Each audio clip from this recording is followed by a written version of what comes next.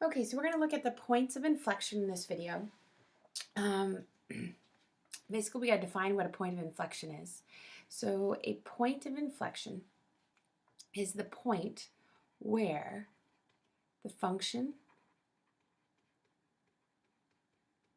has a tangent line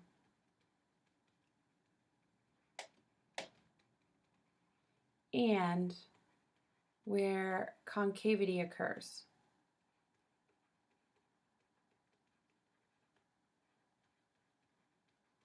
Okay, so if we think about it here, I have a graph. And if I'm going from pi to 2 pi, let's just go from 0 to 2 pi. I'm going to look at the graph of y equals the sine of x plus 1. Okay, y equals the sine of x plus 1 starts here. Normally sine graph starts here at 0, so it's going to start up one more, and it's going to increase and come back down to pi and at 2 pi. So the graph basically goes like this, and then comes down, and then comes down and hits here, and then comes back up. Okay, so we can kind of look using our sense, concave down is here. Water would not be held in it. And then this is part here is where the graph would be concave up. Okay, this point right here is referred to as a point of inflection. Okay, it is called the point of inflection because it is the point where concavity changes. So right here is your point of inflection. Okay, so you'd say the point of inflection in this case was pi up 1. Okay, so now to find all points of inflection, we're basically going to have a little bit of a process here. So the first thing we're going to do is find the points where the second derivative is positive on one side and where it turns to negative. Sounds a lot like that first derivative test that we had. Okay, and this also is going to be the point where the second derivative is 0 or is undefined. So it's the same way that we found critical points before. So we're just going to do a second derivative test. Previously, we did first derivative tests. And this is just a little side note. We're not going to use this quite yet, but just for information, the second derivative, if the second derivative is a point of inflection and it happens to equal 0 at the point of inflection, then y has a local min or max. So the second derivative test can also be used to tell us if it has local extrema or not. Okay, so let's look at an example here and determine where the points of inflection are. So let's look at y equals x e to the x. Okay, so the first derivative, we're going to need to get to second derivative. So the first derivative using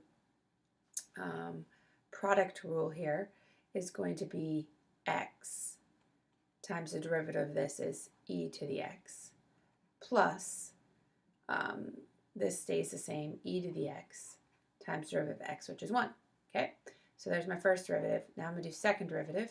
So I'm going to get, this is the same step again, so I'm going to get this piece again, but if I use product rule again, I get x, derivative of this is e to the x plus e to the x times 1 plus e to the x. Okay, so that's going to give me, if I combine terms, x e to the x plus 2e to the x. Okay, now I know I need to find those critical points again, so I'm going to set this equal to 0. So 0 is going to equal x e to the x plus 2e to the x. And now I'm going to have to factor out e to the x, and that's going to leave me with x plus 2. Okay, so now I have these two values. I have e to the x times x plus 2. So I need to see where it's equal to 0. E to the x is never going to equal 0, so it's not going to get any values there. But x plus 2 is going to equal 0 when x is at negative 2. Okay, so here's our negative 2 value. So now I need to do a second derivative test. So second derivative test calls to a point to the left. And let's try negative 3. And then we're going to try a point to the right. Okay, so I'm going to plug it into this function right here. So if I plug negative 3, I could also plug it into here. It's a little bit easier to plug into this equation. So that's going to be e to the negative 3 times negative 1. That's going to be e to the 1 over e to the third times negative 1. So that results in a negative. Okay. And if I plug in 0, that's going to give me e to the 0, which is 1, times 0 plus 2, which is 2. So 1 times 2 is 2, so that value is positive. Okay, so now we can tell that we have a point of inflection right here at -2. Okay, so we can say that we have a point of inflection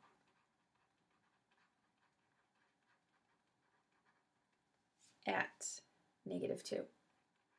Okay, and if I plug -2 back into the original function, that'll give me -2 e to the -2.